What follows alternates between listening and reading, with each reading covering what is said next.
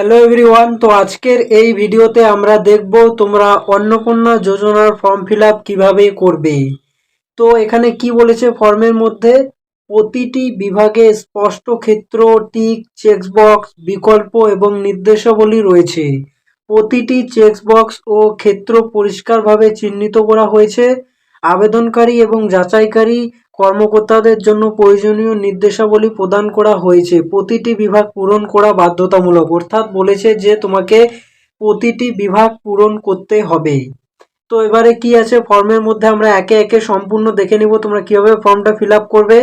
আর ফর্মটা দেখে ঘাবড়ে যাওয়ার কোনো প্রশ্নই ওঠে না, তোমরা ধীরে সাস্তে ফর্মটাকে ফিল আপ করবে। তো এখানে দেখতে পাচ্ছ পারিবারিক পরিচয়, এখানে পরিবারের প্রধানের নাম, তুমি যাকে পরিবারের প্রধান করবে, ঠিক আছে, সে তুমি নিজেও হতে পারো বা তুমি কাউকে করতেও পারো, তোমার পরিবারে যে প্রধান রয়েছে। তো তার পুরো নাম কিন্তু এখানে লিখতে হবে। নামটা কি হিসেবে লিখতে হবে, এখানে বলেছে আধার কার্ডে যেই নাম আছে সেই নাম কিন্তু এখানে লিখতে হবে তোমাকে। এরপরে কি বলেছে, জন্ম তারিখ, জন্ম তারিখের এখানে দিন, মাস, বছর লিখতে হবে। সাপোজ ধরো 23 তারিখ, তারপরে 10 মাস, তারপরে সালটা দিয়ে দিবে। ধরো কেউ যদি 1980 হও, 1995 হও, বা 2010, 15 যাই হও, 2002 হও, এভাবে সালটা এখানে দিয়ে দিবে।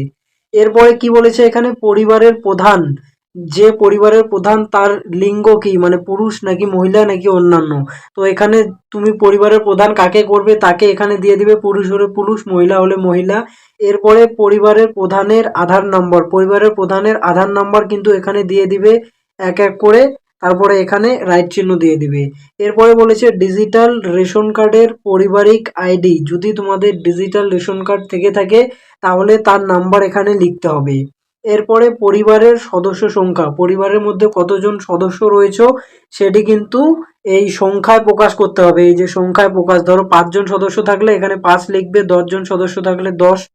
এরপরে ঠিকানা, ঠিকানাটা তোমাকে প্রথমে এই যে ভিলেজ, পোস্ট, এভাবে করে তোমার যেটা পার্মানেন্ট ঠিকানা, ঠিক আছে, স্থায়ী ঠিকানা, সেটি কিন্তু এখানে তোমাকে বসাতে হবে। এক এক করে সম্পূর্ণ ঠিকানা এখানে তোমাকে বসাতে হবে।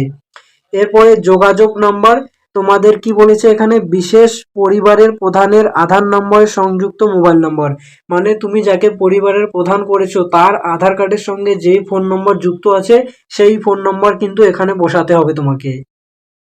এরপরে নাম, জন্ম তারিখ, লিঙ্গ, পরিবারের প্রধানের সঙ্গে সম্পর্ক, আধার নং, পরিবারের সকল সদস্যের। তো এরপরে হচ্ছে পরিবারের সকল সদস্যের এই জন্ম তারিখ, লিঙ্গ, তারপরে আধার নম্বর, এই সব কিন্তু এখানে তোমাকে বসাতে হবে, ঠিক আছে। এই যে দেখতে পাচ্ছ এখানে অন্নপূর্ণা যোজনার জন্য আবেদন করা হচ্ছে। তো যদি অন্নপূর্ণা যোজনার জন্য আবেদন করা হচ্ছে, হ্যাঁ লিখবে। তারপরে এখানে কি করবে, এই যে 5 বছরের কম হলে আধার নাম্বারের চিহ্নিত করবে আর কি, আধার নাম্বার দিতে হবে না আর কি, আধারের এখানে না লিখে দিয়ে চিহ্নিতকরণ করবেন যদি 5 বছরের কম হয়ে থাকে। এরপরে পরিবারের প্রধান যে হেড রয়েছে তার এখানে লিখে দিবে নাম। এরপরে সদস্য ওয়ান, সদস্য ওয়ানের নাম লিখবে।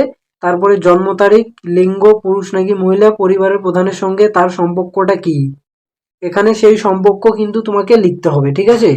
এরপরে এখানে 1 নম্বর সদস্য গেল, এবারে 2 নম্বর সদস্য যদি থাকে তাহলে 2 নম্বর সদস্য এখানে লিখবে। 2 নম্বর সদস্যের নাম, জন্ম তারিখ, লিঙ্গ, তারপরে 2 নম্বর সদস্যের সাথে বাড়ির যে যাকে প্রধান করেছো তার কি সম্পর্ক রয়েছে সেটি এখানে লিখবে। তারপরে তার আধার নাম্বার লিখে দিবে। আর যদি বাচ্চা হয় তাহলে এই যে আধার নাম্বারে এখানে না লিখে দিবে আর কি। দেন সদস্য 3, এভাবে করে সদস্য সর্বোচ্চ 5 জন সদস্য লিখতে পারবে আর কি। এরপরে যদি একটু নিচে চলে আসো 10 নম্বর পয়েন্টে কি বলেছে দেখো, পরিবারের প্রধান এবং পরিবারের সকল প্রাপ্তবয়স্ক সদস্যদের ব্যাংক অ্যাকাউন্ট নগদ অর্থ স্থানান্তরের জন্য বলেছে। এই যে পরিবারের প্রধান হেড অফ দ্য ফ্যামিলির ব্যাংকের নাম, যেই ব্যাংকে অ্যাকাউন্ট রয়েছে, তারপরে ব্যাংক অ্যাকাউন্টের নম্বর, ঠিক আছে, ব্যাংক অ্যাকাউন্টের নম্বর, তারপরে আইএফসি কোড, এটি হচ্ছে পরিবারের প্রধানের এখানে বসিয়ে দিলে। এরপরে ডিবিটি ক্রেডিটের জন্য আধার লিঙ্ক, তোমার যেই ব্যাংকের অ্যাকাউন্টে পরিবারের প্রধানের ডিবিটি লিঙ্ক করা আছে যেই অ্যাকাউন্টের সাথে, সেই অ্যাকাউন্ট নম্বরই কিন্তু এখানে বসাতে হবে, যাতে সরকার টাকা পাঠালে ডাইরেক্ট অ্যাকাউন্টের মধ্যে চলে যাবে, ঠিক আছে। এরপরে সদস্য ওয়ান ধরো তুমি লক্ষ্মীর ভান্ডারের জন্য আবেদন করছো, এই অন্নপূর্ণা ভান্ডারের জন্য। তোমার ব্যাংকের নাম, এখানে আধার নম্বর, তারপরে আইএফসি কোড দিয়ে দিবে। দিয়ে তোমাকে সদস্য 1 2 করে এখানে দিয়ে দিবে, এই যে সদস্য 1 এর ব্যাংকের অ্যাকাউন্ট, আধার নাম্বার, আইএফসি কোড। ধরো এই সদস্য 1 তুমি অন্নপূর্ণা ভান্ডারের জন্য আবেদন করছো, তোমার ডিটেলসই এখানে দিতে হবে। এরপরে সদস্য 2 এর ডিটেলস দিবে, সদস্য 3 ডিটেলস দিবে। এভাবে করে কিন্তু তোমাদের ডিটেলসগুলো দিতে হবে, যতজন সদস্যের ডিটেলস তুমি দিবে, ঠিক আছে। এরপরে যদি তুমি নিচে চলে আসো 11 নম্বরে, 11 নম্বরে কি বলেছে, এপিক এবং সকল প্রাপ্তবয়স্ক সদস্য ভোটার তালিকার অংশ নম্বর। ঠিক আছে, এখানে কি বলেছে, এইচওডির এপিক নাম্বার, মানে তোমার যে হেড অফ দ্য ফ্যামিলি আছে তার হচ্ছে ভোটার কার্ডের নাম এপিক নাম্বার। এরপরে কোন বিধানসভায় তুমি ভোট দিয়েছো এবং তার অংশটা এখানে লিখতে হবে। এরপরে সদস্য 1 এর লিখবে ভোটার নাম্বার, তারপরে কোন বিধানসভায় ভোট দিয়েছো, এভাবে করে এই যে 5টা সদস্য আছে সর্বোচ্চ, এই 5টা সদস্য লিখবে। এখানে কিন্তু সেরকম কোনো ব্যাপার নেই, এই এখানে জাস্ট ভোটার কার্ডের নাম্বার আর কোথায় ভোট দিয়েছো, তোমাদের কনস্টিটিউশনাল অ্যাসেম্বলি কি সেটি লিখতে হবে। এরপরে যদি নিচে চলে আসো 12 নম্বর পয়েন্টে কি আছে, এই 12 নম্বর বিভাগে আছে মানে তুমি কোন উপজাতি থেকে বিলং করো। তুমি এই যে এসসি হলে এসসি, জেনারেল হলে ইউআরএ ক্লিক করবে, এখানে তুমি দেখে নিবে তুমি যেই ক্যাটাগরি থেকে বিলং করো সেটি এখানে টিক মার্ক দিয়ে দিলে হয়ে যাবে। এরপরে বলেছে রেশন কার্ড ও খাদ্য ভর্তুকি, এখানে কি করতে হবে, এখানে তোমার এই যে দেখতে পাচ্ছ আপনার কি ডিজিটাল রেশন কার্ড আছে, যদি থেকে থাকে তাহলে হ্যাঁ করবে। হ্যাঁ করার পরে হ্যাঁ যদি হ্যাঁ হয় তবে কার্ডের ধরন উল্লেখ করুন। এই যে ওয়াই নাকি পিএইচএস, যেই যেই ধরনের কার্ড তোমার, সেখানে তোমাকে এই রাইট চিহ্ন দিতে হবে তোমার যেই কার্ড। এরপরে পরিবারটি রেশন দোকান থেকে কি প্রত্যেক মাসে আপনারা রেশন তুলেন, যদি হ্যাঁ হয় তাহলে হ্যাঁ এর এখানে রাইট চিহ্ন দিয়ে দিবে। এরপরে বলেছে সম্পদ, তো সম্পদের এখানে তোমাদের কি করতে হবে, বাড়ির ধরন, আপনার বাড়িতে কি 3 বা তার বেশি পাকা ঘর আছে, বলেছে আপনার বাড়িতে 3 বা তার বেশি যদি পাকা ঘর থাকে তাহলে এখানে হ্যাঁ করতে হবে।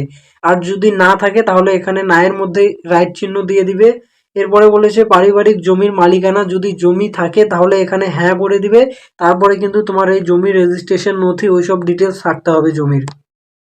এরপরে পরিবারের সকল সদস্যের মোট জমির পরিমাণ শতকে, বলেছে যে যদি জমি থাকে তাহলে কত শতক জমি আছে সেটি কিন্তু এখানে লিখতে হবে। তোমার 100 শতক নাকি 200 শতক সেটি এখানে তোমাকে লিখতে হবে, ঠিক আছে। এরপরে বলেছে যানবাহন, আপনি পরিবারের কোনো সদস্য কি অবাণিজ্যিক মোটর মোটর চালিত 4 চাকার গাড়ি আছে, যদি হ্যাঁ হয় হ্যাঁ করবে, যদি না হয় না করবে।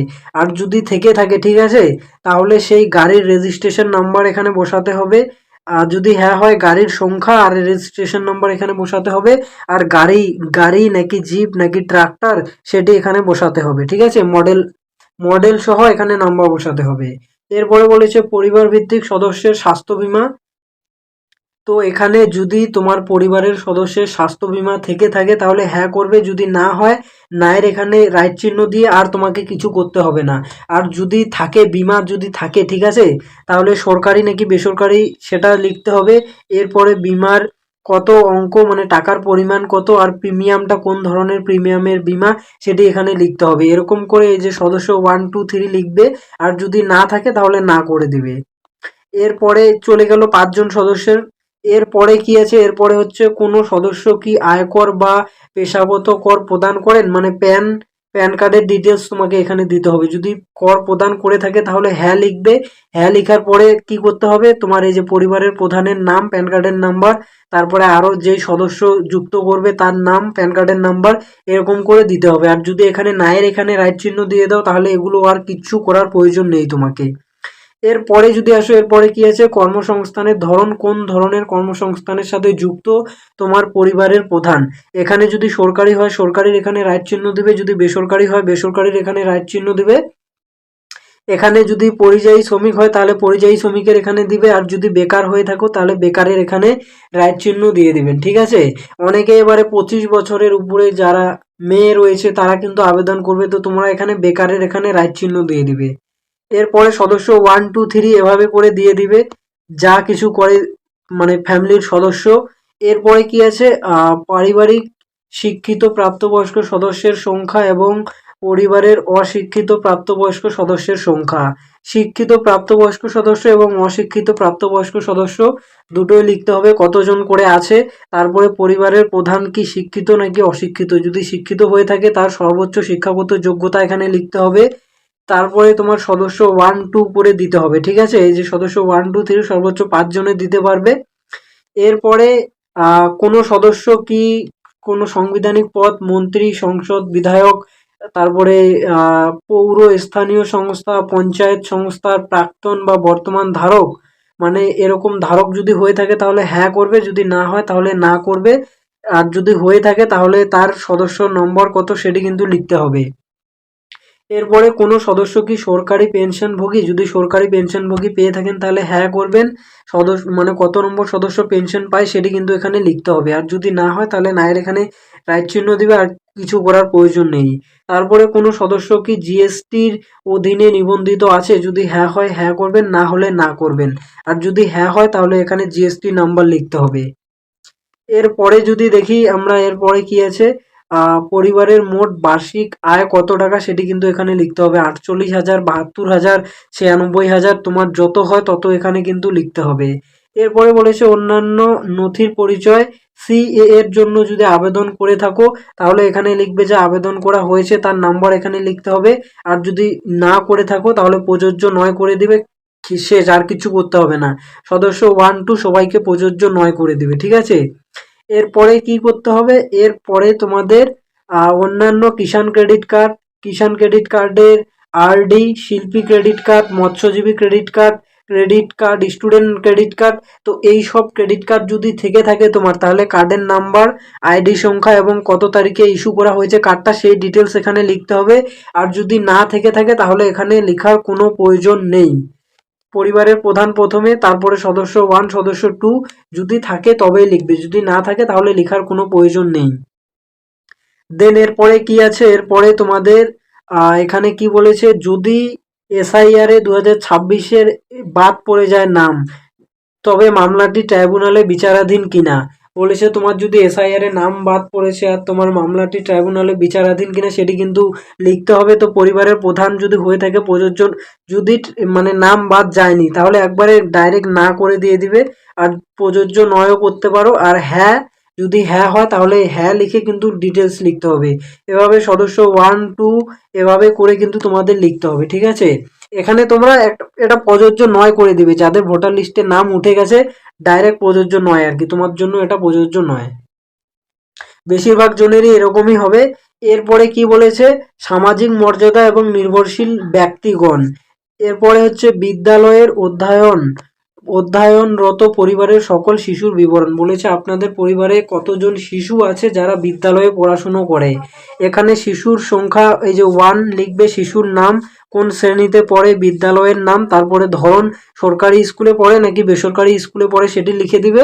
এখানে ঝামেলা শেষ। এবারে এভাবে করে তোমার যতজন শিশু আছে ততজন শিশুর ডিটেলস কিন্তু এখানে তোমরা দিয়ে দিবে। এরপরে কি করবে, শিশুটির টিকাকরণ বর্তমান অবস্থা। বলছে শিশুর কি টিকাকরণ হয়েছে, যদি হ্যাঁ হয়ে থাকে তাহলে হ্যাঁ এর এখানে টিক করে দিবে। আর যদি না হয় তাহলে এখানে যে টিকাকরণ হয়নি এখানে রাইট চিহ্ন দিয়ে দিবে। এভাবে করে যতজন শিশু আছে ততজন শিশুর ডিটেলস এখানে দিয়ে দিবে।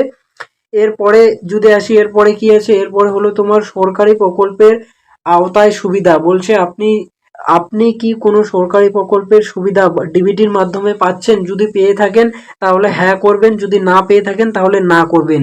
যদি পেয়ে থাকেন তাহলে সেই প্রকল্পের নাম এখানে দিতে হবে, 1 2 করে তার ডিটেলস এখানে লিখতে হবে। এভাবে করে এই যে সদস্য 1, সদস্য 2, সদস্য 3 এরকম করে ডিটেলস তোমাকে দিতে হবে। এরপরে যদি তুমি নিচে চলে আসো, নিচে এলে এখানে দেখতে পাবে বাদ দেওয়া হলে কারণ অফিসার কর্তৃক পূরণীয়। মানে কোনো কিছু বাদ হলে এটা কিছু করতে হবে না, এটা অফিসার পূরণ করবে। এরপরে এই যে ঘোষণাপত্রটা তোমাকে দিতে হবে, সম্মতর এখানে রাইট চিহ্ন দিয়ে স্বাক্ষর করে দিতে হবে। মানে এটা যদি মিথ্যা প্রমাণিত হয় তাহলে তুমি দণ্ডনীয় হবে আর কি, তুমি যা ডিটেলস দিয়েছো সবকিছু সত্য, এই ফর্মটি যাচাইযোগ্য। এখানে সিগনেচার করে দিবে। তোমার এই যে দেখতে পাচ্ছ ফর্ম এখানে এন্ড হয়ে গেল। বাকি যেগুলো আছে এগুলো এই যে এখানে দেখতে পাচ্ছ শুধুমাত্র সরকারি ব্যবহারের জন্য এগুলো ইউজ হবে। তো এই গেল তোমার ফর্ম। এটার জন্য তাড়াহুড়ো করার তোমার কোনো প্রয়োজন নেই, কেননা বিডিও অফিস থেকে লোক এসে তোমার বাড়িতে তুমি কিভাবে ফর্ম ফিল আপ করবে, পুরো 30 দিন ধরে কিন্তু তারা বাড়ি বাড়ি গিয়ে তোমাদের দেখিয়ে দিবে যে তোমরা কিভাবে ফর্মটাকে পূরণ করবে। তার জন্য তাড়াহুড়ো করার প্রয়োজন নেই, ধীরে সুস্থে পুরো ফর্মটাকে পূরণ করে নিবে। সো এই হলো এখনকার মতো আপডেট। এই রিলেটেড আরও নতুন কোনো আপডেট উঠে এলে আমি তোমাদের অবশ্যই জানিয়ে দেবো। আর ফর্ম কোনো কিছু বুঝতে না পারলে অবশ্যই কমেন্ট করে জানিয়ে দেবে।